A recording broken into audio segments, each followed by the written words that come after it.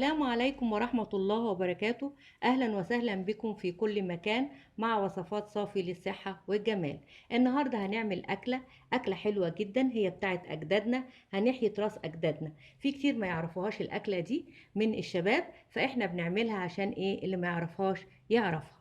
الأكلة دي هي البصارة. هقول لكم المكونات بتاعتها، ودي على فكرة بتاكلوا بقى عيش ما اقولكوش، واللي ملهوش نفس للأكل هياكل وهيتفتح نفسه، وهياكل بقى مع بتنجان مخلل مع سلطة.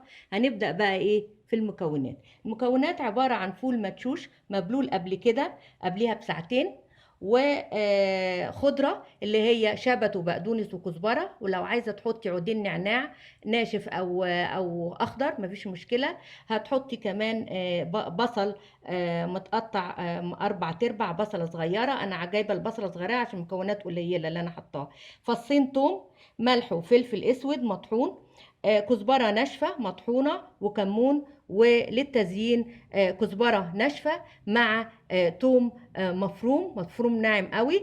هنقلبه ونعمله كده زي التقلية بتاعت الملوخية مع الزيت ده للتزيين. ودلوقتي مثلا بعد ما نجيب حلة ونحط فيها شوية مية تغلي، ونروح حاطين الفول المدشوش بعد ما نصفي منه المية دي، ونحط عليها الخضرة كلها مع النعناع مع البصل ده مع مع الفصين الثوم، ويغلوا. وطبعا المية اللي بتغلي تغطي المكونات دي، يغلوا. ولما تغلي خالص وتتهري خالص وتمسكي كده الفولة تلاقيها مهرية خالص، تطفي النار وتستني عليها تبرد وتضربيها في الخلاط، او لو عندك هاند بلندر فتضربيها بالهاند بلندر.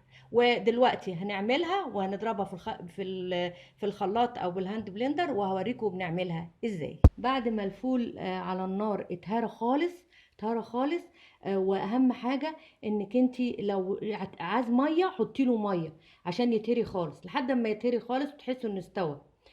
تزودي له ميه شويه بشويه.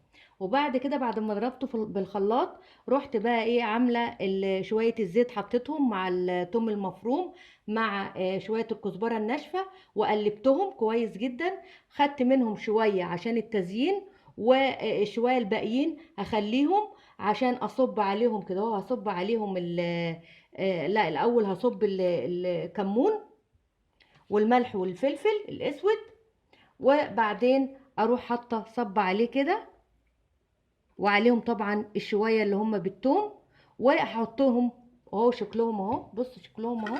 وهقلبهم تقليبه، واحطهم على النار يغلوا غلوه. وبعد ما يغلوا غلوه هصبهم بقى في اطباق. على فكره هو بيتاكل بارد، هصبهم على اطباق وبيمسك نفسه. وبعدين ازينهم بالثوم ده، وهوريه لكم. على فكره في ناس بتزين بالبصل زي الكشري كده، بس انا بحب الثوم ده بيديله طعم حلو.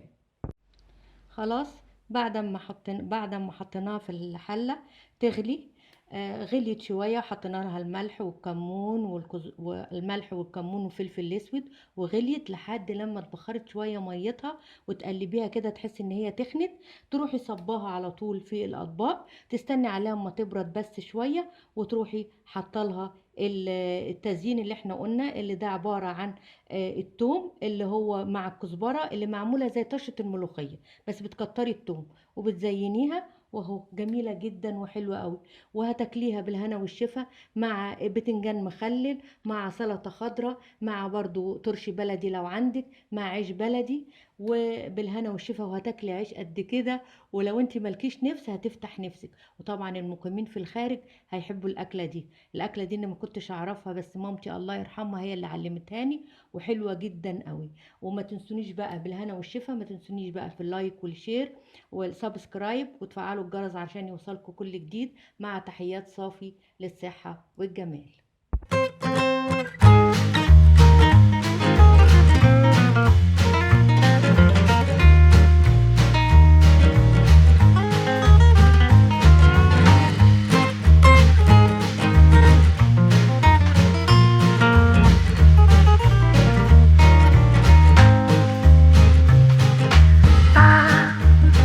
Ba ba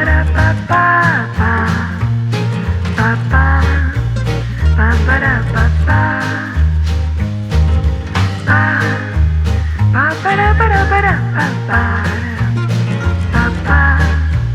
ba ba